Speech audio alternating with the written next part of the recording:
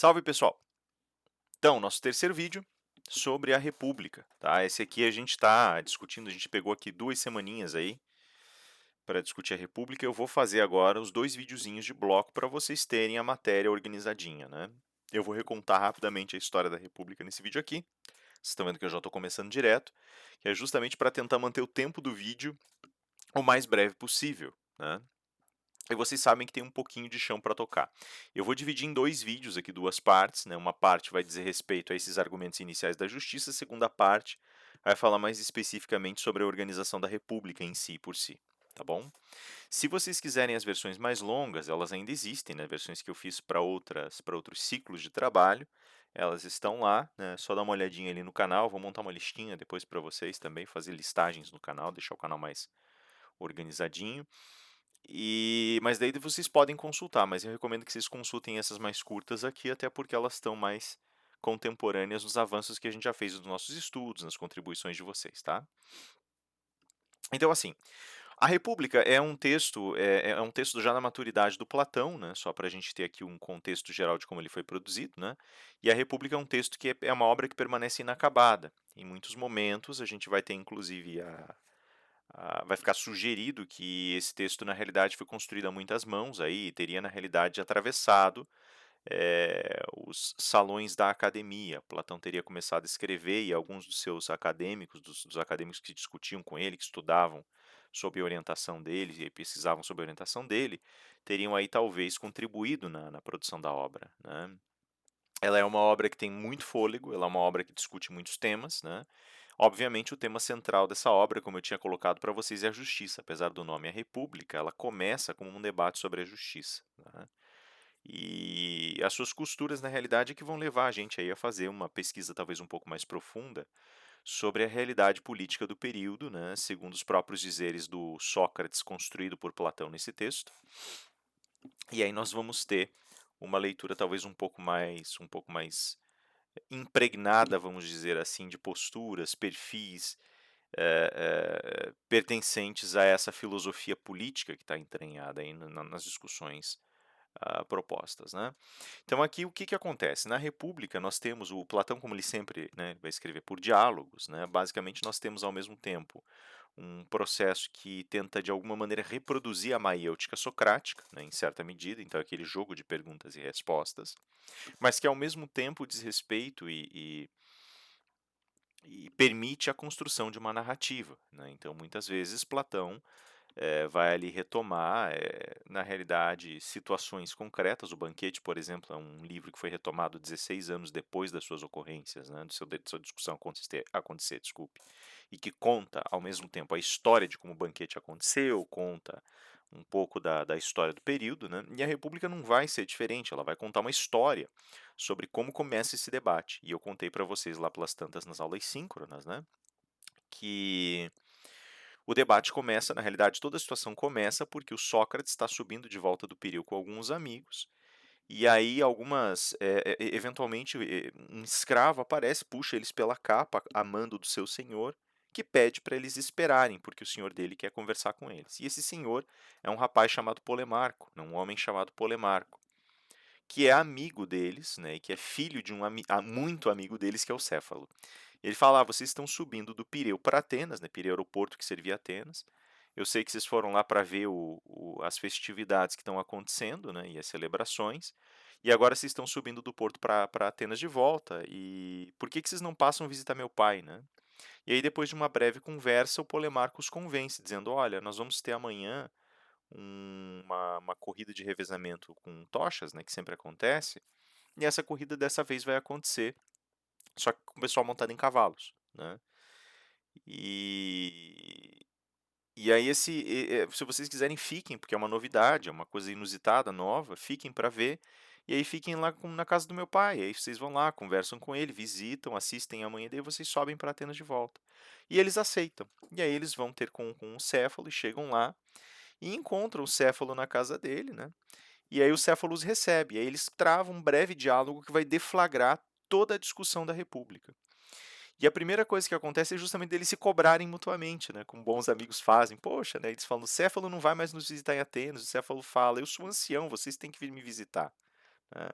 E aí tem alguns tópicos que estão bastante presentes nessa primeira conversa. O primeiro tópico é a própria natureza da amizade, que vai ser reaproveitado no primeiro argumento do Polemarco, né.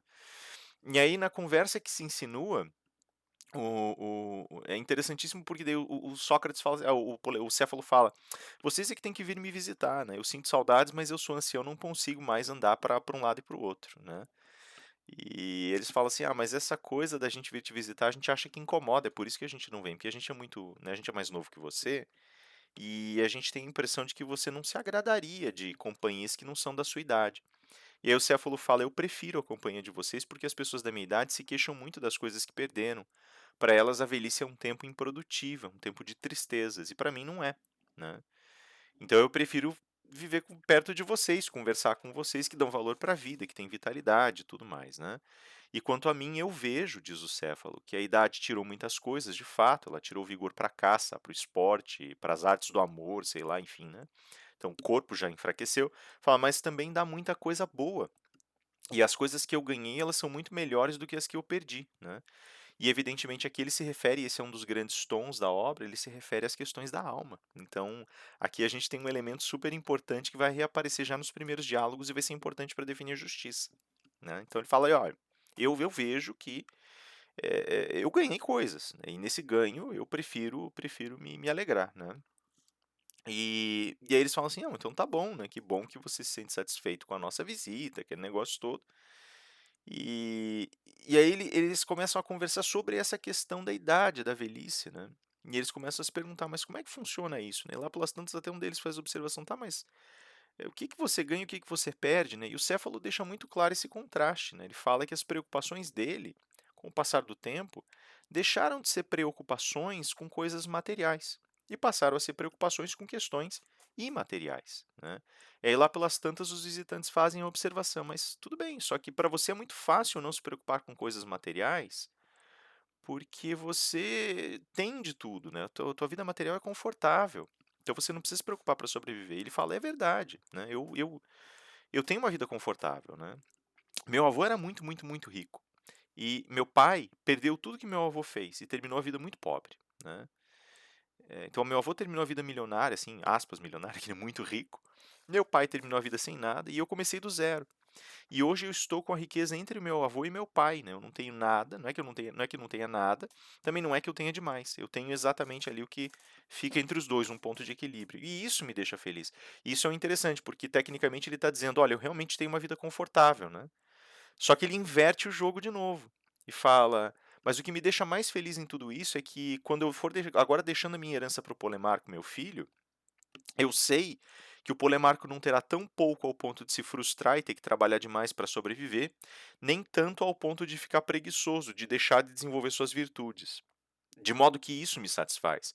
Então ele já falou uma vez: "Não me preocupo mais com questões materiais, mas sim com questões da alma, da mente", né. Segunda vez ele fala: "Não estou preocupado com os bens materiais, eu estou preocupado com o que eu lego para o meu filho, e não é nem o bem material, mas é a virtude que eu lego para ele". Então, de novo, ele volta para a questão anímica, para a questão da alma, né, para a questão da mente. E aí ele fala: "Olha, então é isso, essa é a minha preocupação hoje, é deixar aqui para o Polemarco coisas boas, e eu sinto que eu vou conseguir deixar para ele aqui o suficiente para ele ficar bem, mas ao mesmo tempo deixar um legado para ele manter essa fortuna. Ele vai ter que trabalhar para manter, ele não vai precisar morrer de trabalhar para ganhar, mas não vai poder ficar parado também, ele vai ter que trabalhar para manter o que eu deixar para ele. Então ele vai desenvolver as virtudes dele, que é a minha maior preocupação". E aí ele vai além e fala assim: "Olha, na verdade é preciso entender que quanto mais a gente se afasta do dia do nascimento e quanto mais se aproxima do dia da morte, mais as nossas preocupações se inclinam para aquilo que ainda vai acontecer conosco, né. Não para as coisas que já passaram, mas para as coisas que estão por vir". E ele fala assim: "Hoje, por exemplo, sabendo que eu vou morrer, né, que eu estou mais próximo da morte, eu tenho que me perguntar: o que que vai acontecer com a minha alma depois que eu morrer?". Então essa é a minha preocupação maior, saber se eu fui uma pessoa boa ou se eu não fui. Se eu vou poder ser honrado ou se eu não vou poder ser honrado depois da morte. Como minha alma será julgada.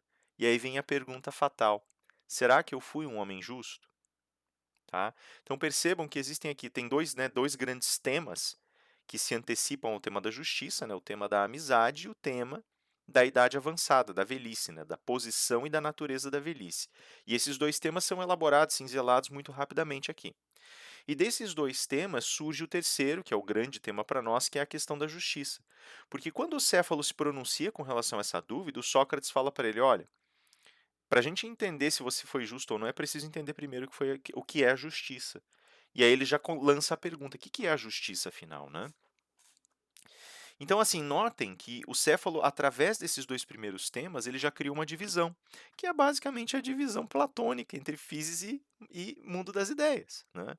E nessa divisão, nessa cisão que ele constrói, o interessante que aparece é que ele já está deixando, ele determina já com clareza a conduta filosófica por excelência. As questões materiais se degradam, as questões espirituais, elas nos elevam e permitem um refino da racionalidade. Percebem? Então essa construção, esse concatenado que está aparecendo aqui, ele é muito útil, é uma ferramenta muito útil, porque ele está expressando o posicionamento platônico a seu modo, e além disso está oferecendo para nós, está concedendo para nós a preocupação central do texto, que é encontrar esse lugar das virtudes imateriais, das virtudes, né, das virtudes mais elevadas, né, e que é um lugar pertencente à metafísica, à alma, né.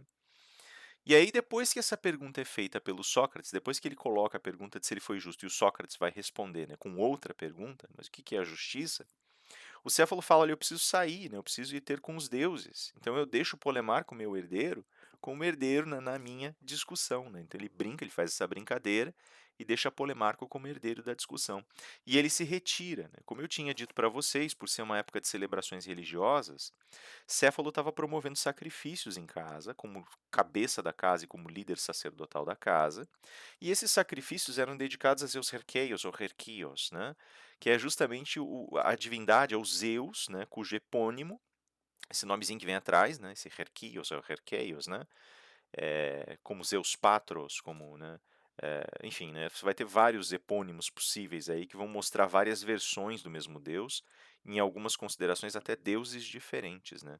Zeus tonitroante, Zeus suplicante, Zeus todo-poderoso, Zeus, pai, Zeus, né, o Zeus doméstico, o Zeus dos lares, né. Esse Zeus Herkios ou Herkeios é o deus do lar. Só que não é o deus do lar como os lares e os penates, ele é um deus que demarca os limites do lar. Então ele dá a identidade da terra, a identidade da família e a identidade do indivíduo.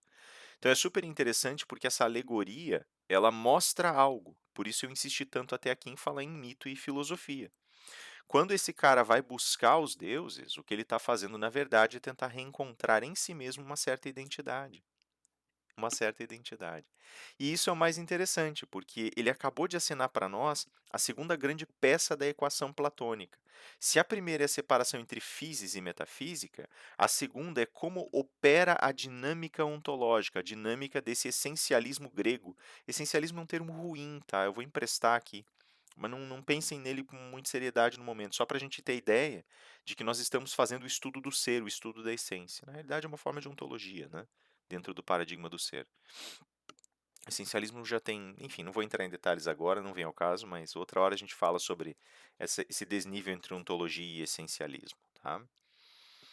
A diferença de postura que existe, a ontologia sendo uma postura mais filosófica e mais científica sobre o tema, e o essencialismo sendo essa atribuição de essência ou do lugar da essência a algo, que é uma peça também presente em alguns tipos de ontologia, mas não me parece ser universal, tá?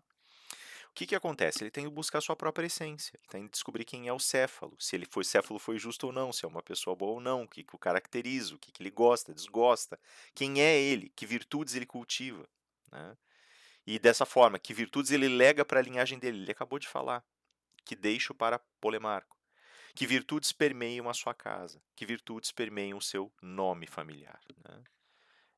Então seria mais ou menos essa a ideia, né, e aqui a gente tem todo o projeto metodológico que vai se insinuar aí ao redor do livro.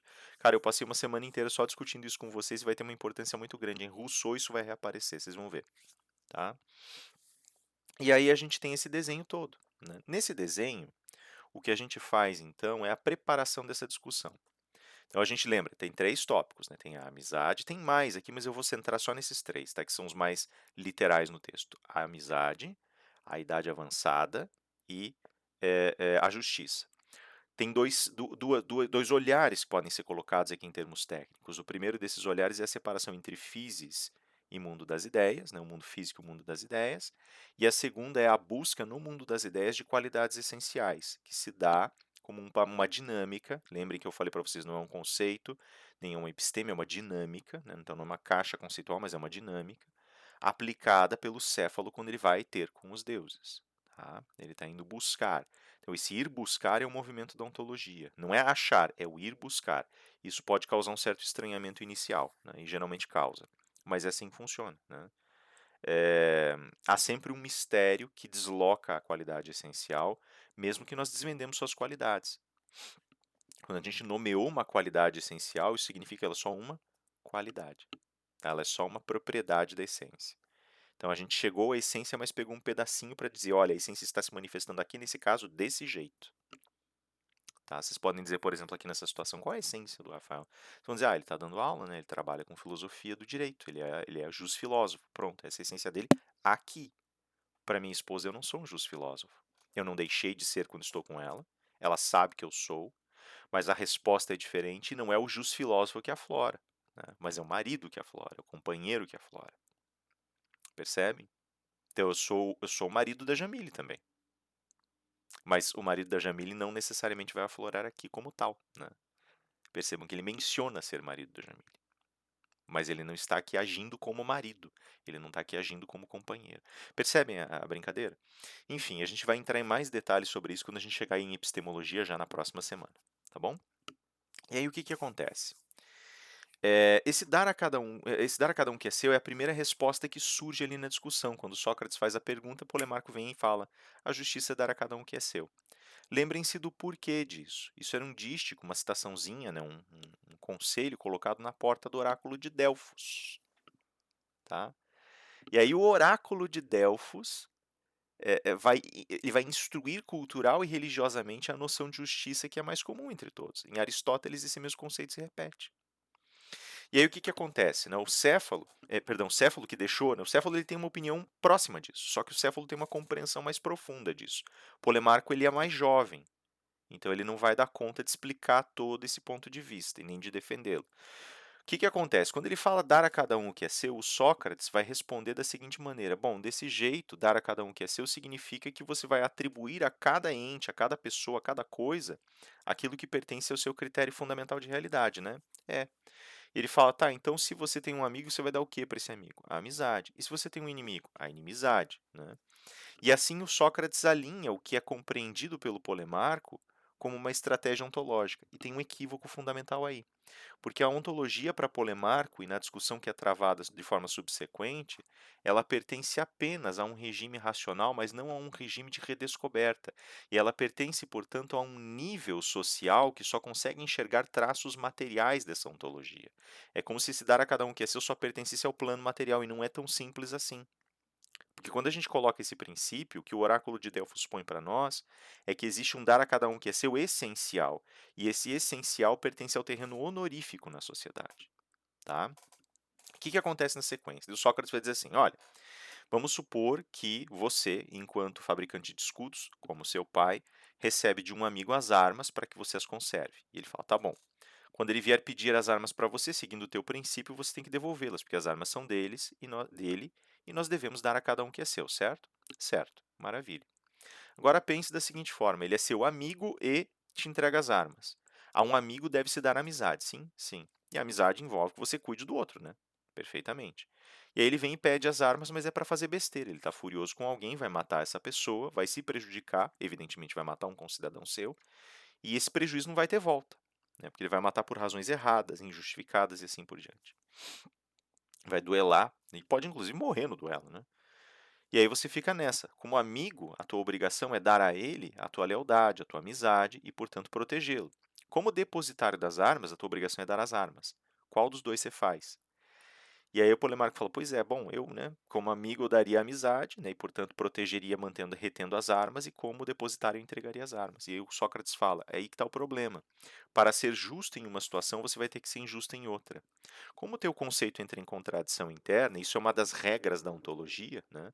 Uma coisa só existe em si por si se ela não for contraditória em si, porque se ela for, ou a gente está olhando a coisa errada, né? Está dando um nome que não existe para uma coisa que não existe, e na realidade tem outras forças em jogo ali, ou o nosso raciocínio está errado. Ele fala: então está errado, isso aí não funciona, pode descartar porque isso aí não é justiça. Tem uma saída correcional aqui que eu vou comentar no próximo vídeo, tá? Logo antes de entrar na questão da cidade perfeita, porque ela diz respeito à questão da cidade perfeita, né? Inclusive. E ele fala: então está descartado, né? E aí a discussão, enfim, a discussão está rolando e o Trasímaco, que é o sofista, está olhando a discussão acontecer e lá pelas tantas ele fala: olha, vocês dois não sabem mesmo o que é justiça, né? Tanto que vocês estão indo e vindo e não definem. Se vocês soubessem, vocês já teriam definido. E aí o Sócrates fala: já que você sabe, então fala, né? Você deve saber para estar criticando. Ele fala: não, eu só falo se eu for pago, né? Então, assim, é interessante porque isso define o Trasímaco no texto. Ele, como sofista, ele acaba sendo aquele que vende conhecimento, né? E que o filósofo geralmente vai entender como um charlatão do conhecimento, né? Eu já mostrei para vocês exemplos ali nas sínconas de, da atuação dos sofistas, de um sofisma ou outro, e os sofismas eles trabalham com a sinuosidade da linguagem. Eles não são necessariamente racionais. Isso não significa que sejam ruins ou errados, eles têm seus lugares também, tá? A questão do riso, do cinismo, do truque de linguagem, ele tem um lugar muito importante, só que ele não pode ser alojado dentro da lógica. E a gente está misturando campos e vira uma bagunça. Mas ele tem um lugar e um lugar filosófico importante também, tá? O problema é que daí se a gente for olhar isso aqui pelo filtro dos arquétipos, a gente vai ver, eu coloquei para vocês lá, né? Quem que é o Polemarco?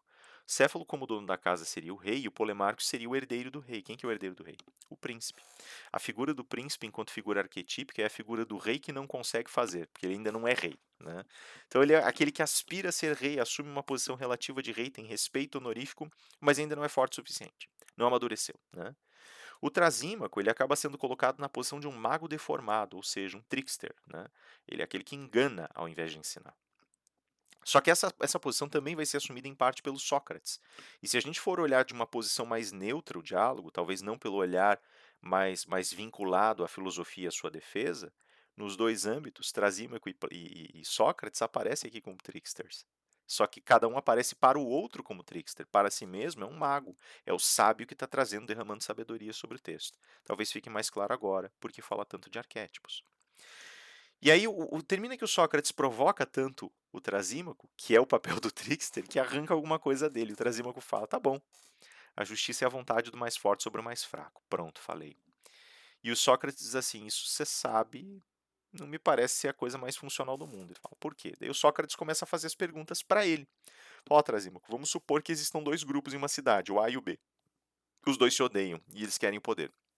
O grupo A se arma, o grupo B se arma, eles duelam, entram em combate e o grupo A vence. Quando o grupo A sobe, né, segundo a tua teoria, o que ele colocar na lei, né, o que ele colocar, expressar como justiça, vai ser justiça, certo? Certo. Então ele vai lá e, obviamente, ele vai fazer leis para o seu interesse, né, ou não é? Claro. Então, quando ele fizer leis para o seu próprio interesse, ele vai desarmar o grupo B e vai se manter armado, não vai? Claro. Agora, suponhamos que o grupo B consiga, numa sublevação, arrancar os caras do grupo A do poder e subir ao poder, certo? Aí o grupo B passa a fazer as leis, certo? Certo. O grupo B tem interesses opostos ao do A, certo? Certo. O grupo B vai manter uma lei que ele vai infringir constantemente ou não vai poder ou vai cair ou da qual ele vai cair vítima quando, por exemplo, se dispuser a manter a lei de que não pode portar armas. Então, ou em outras palavras, o grupo B por um acaso vai ser incoerente ao ponto de dizer que ele próprio não pode portar armas, mas o A pode? É claro que não. Então ele vai fazer a lei inversa, né? A não pode ter armas, mas B pode. Sim, sem dúvida alguma. Logo, o grupo B sobe ao poder, desfaz a norma de A e faz uma norma exatamente contrária, não é? Sim. Bem, pelo teu princípio, existem resultados contraditórios, dependendo da posição relativa em que se coloca a justiça. Isso significa que isso não pode ser a essência da justiça, porque se fosse a essência, seria coerente e constante, a mesma para as duas partes, né? Se a justiça passa agora a ter essência existir, por conta própria. E esse argumento do Sócrates, ele encerra, digamos assim, essa primeira etapa do argumento do Trasímaco, que associa a vontade do mais forte sobre o mais fraco com justiça, colocando, portanto, o interesse como justiça. E aí o Trasímaco fala, tudo bem, eu posso até ver isso, né?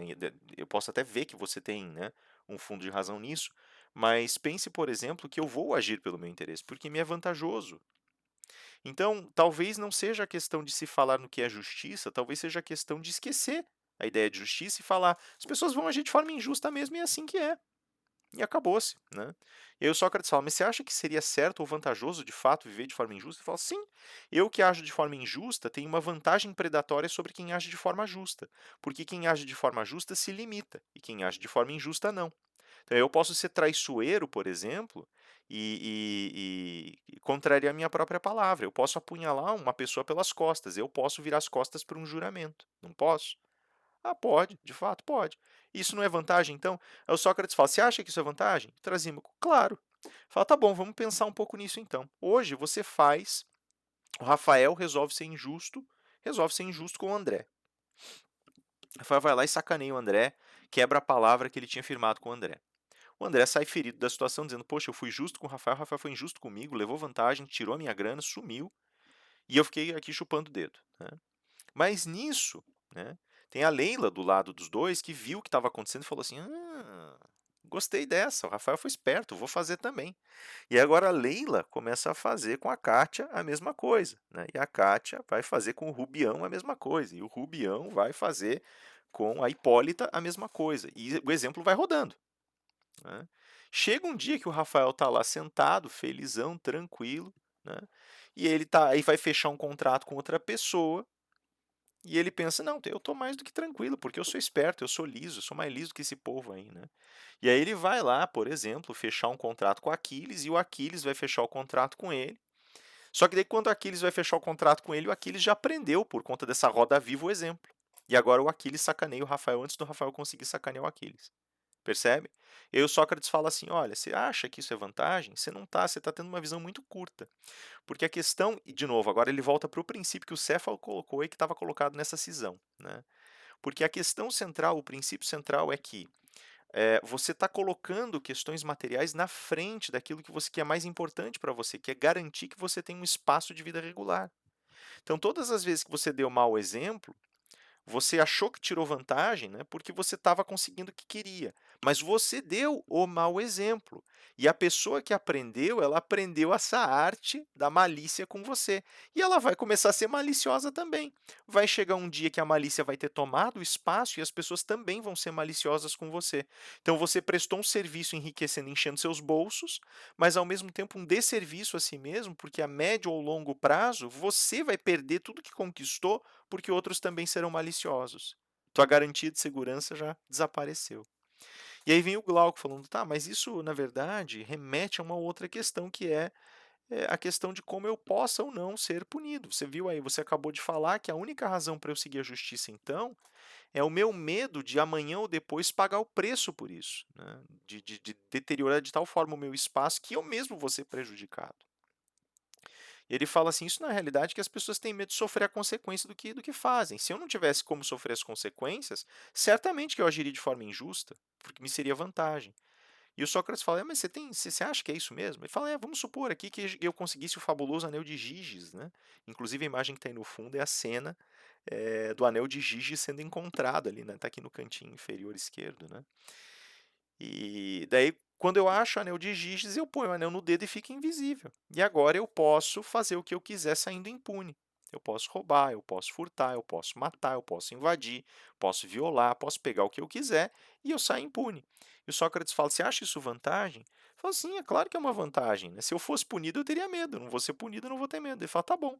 Então você vai lá e furta uma coisa no começo, furta um fruto, dali um pouco você furta um pouco mais, dali um pouco é o ouro, dali um pouco é a ânfora de vinho, as sementes, o ouro, a prata, dali um pouco você já está espiando as pessoas se trocando, dali um pouco já não basta isso, porque você já cansou de fazer só isso, e dali um pouco você já está agarrando as pessoas à força sem elas saberem, dali um pouco você já está incinerando casas, destruindo, porque o teu prazer em fazer essas coisas, né, que são proibidas, mas que não podem, mas a respeito das quais você não pode ser punido, é imenso.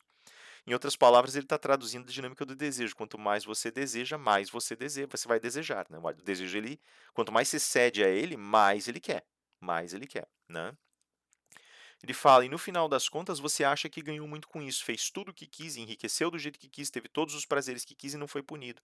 Mas eu te digo, você virou escravo dos seus prazeres. E essa é a pior parte, porque para ganhar o mundo material você perdeu coisas muito mais importantes. Você perdeu as suas virtudes. Então não é vantagem não, Glauco. Presta bem atenção. Enfim, aí a gente tem esses 3 argumentos alinhados, que são as 3 peças centrais dessa discussão. E eu vou buscar o fecho dela agora, nesse momento, dizendo simplesmente o seguinte, né? A discussão ela generaliza, de certa maneira, e a gente começa a ver que esses argumentos eles são fragmentários, né? E a fragmentaridade desses argumentos ela reside, sobretudo, num problema central, que é verbalizado pelo Sócrates. Ele fala assim, olha, o problema da gente é que a gente não está chegando a conclusão nenhuma porque esses 3 argumentos eles estão quebrados, eles estão fora do lugar. Na verdade, a gente não pode entender um formigueiro olhando uma formiga só, a gente tem que olhar a dinâmica do formigueiro. E aqui é a mesma coisa, eu não posso entender a justiça sem entender o meio em que essa justiça surge. Então ele já percebe isso com muita clareza. Se partirmos desse princípio, a gente sana muitos dos problemas que acontecem nesses princípios e aloja cada qual no seu lugar, principalmente o primeiro, tá? Que é justamente o que o Céfalo sabe fazer, mas não faz ali naquele começo, antes dele sair da obra, né? E para voltar lá muito tempo depois, né? E muito tangencialmente na obra. Mas é ele que sabe, é ele que guarda o segredo. E aí o que que acontece, né? Nessa dinâmica, eu acho isso muito interessante, que ao Sócrates fala assim, olha, para eu entender como a justiça funciona, eu preciso de um ambiente justo. Para eu entender o ambiente justo, eu preciso entender a cidade-estado, né? Que a gente chama de república, né? Preciso entender a república, a coisa pública, a coisa comum, né? Mas para eu entender a república, eu preciso saber como ela era em seu estado perfeito, como ela deveria ter sido, qual é o estado ideal da república. Então agora ele começa a explorar a essência da república no plano das ideias, para poder entender como ela se manifesta. E aí eu termino dizendo o seguinte: eu insisti muito nesse ponto, falei para vocês ali, olha, se dar a cada um o que é seu, em especial um princípio muito correto, mas muito mal compreendido nesse primeiro momento da obra pelo Polemarco e pelo Sócrates. Sócrates até não é que ele demonstre incompreensão, mas é que o Polemarco não deu o substrato para ele trabalhar, né? Quando o Polemarco falou só sobre reter as armas ou entregar as armas, né? É preciso lembrar, primeiro, que o grego, quando fala sobre dar a cada um que é seu, ele não fala de bens materiais. Ele fala sobre estados honoríficos. Então já começa por aí. O próprio grego tem isso como uma constância na mente dele. Se eu fui furtado, o problema do furto não é o objeto em si. O problema do furto é a desonra de ter sido furtado. E a restituição posterior é uma restituição que dá conta da minha desonra. Tá? Então, isso já acena para uma ligação ontológica, o que ontologicamente pertence ao Rafael, não o que circunstancialmente, economicamente pertence ao Rafael. O circunstancial e o econômico são consequências do essencial na cabeça do grego. Tá? Então tem esse primeiro ponto. E aí existe um segundo ponto atrás desse, que é o seguinte: todas as vezes que a gente fala nesse dar a cada um que é seu e começa a falar agora sobre uma estratégia ontológica de dar a cada um que é seu, nós já encontramos, em essência, a resolução do problema. O que é ontológico, a essência das coisas, ela não existe sozinha, a gente abstrai para entender.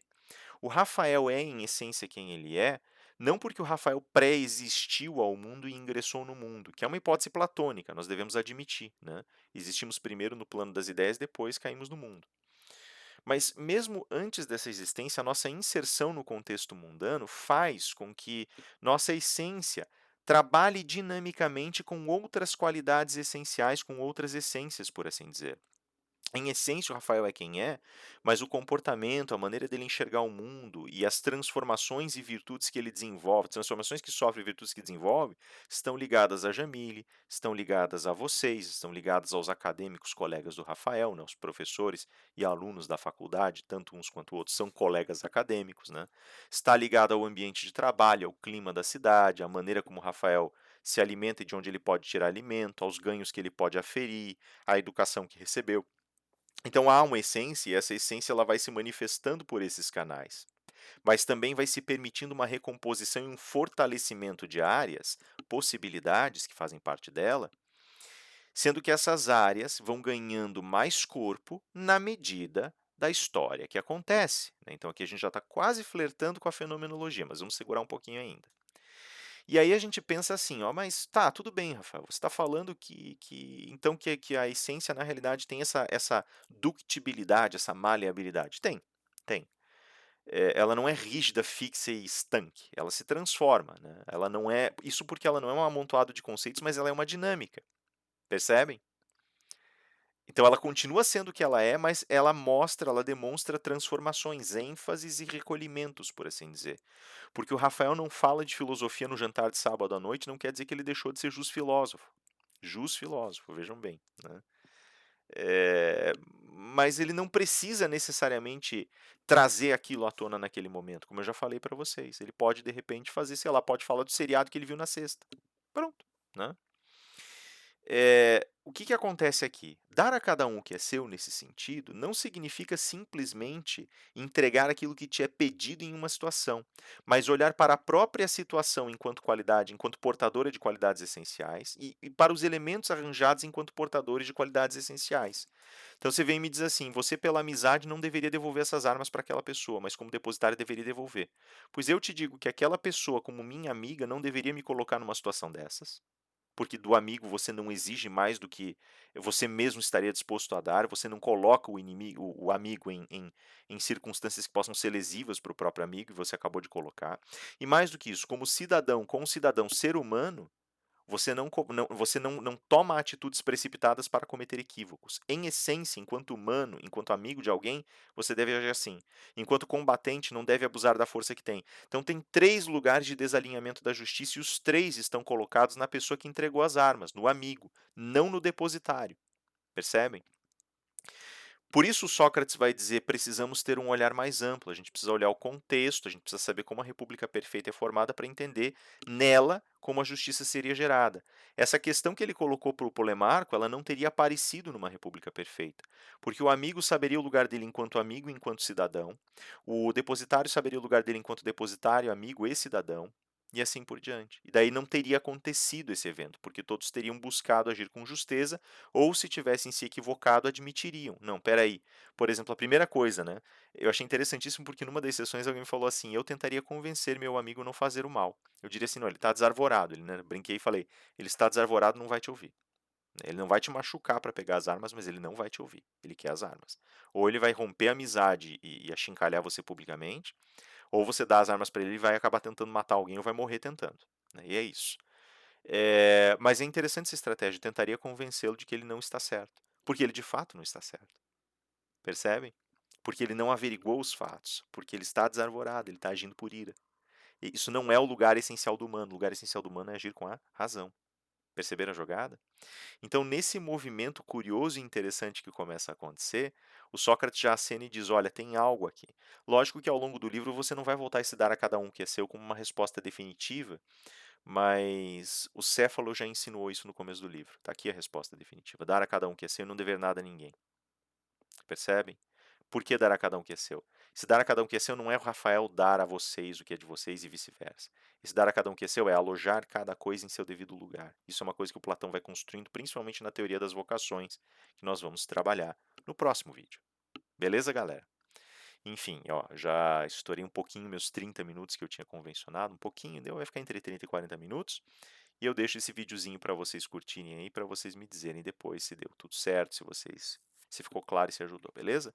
Vamos nos comunicando, por favor, cuidem-se, Deus abençoe vocês e até mais.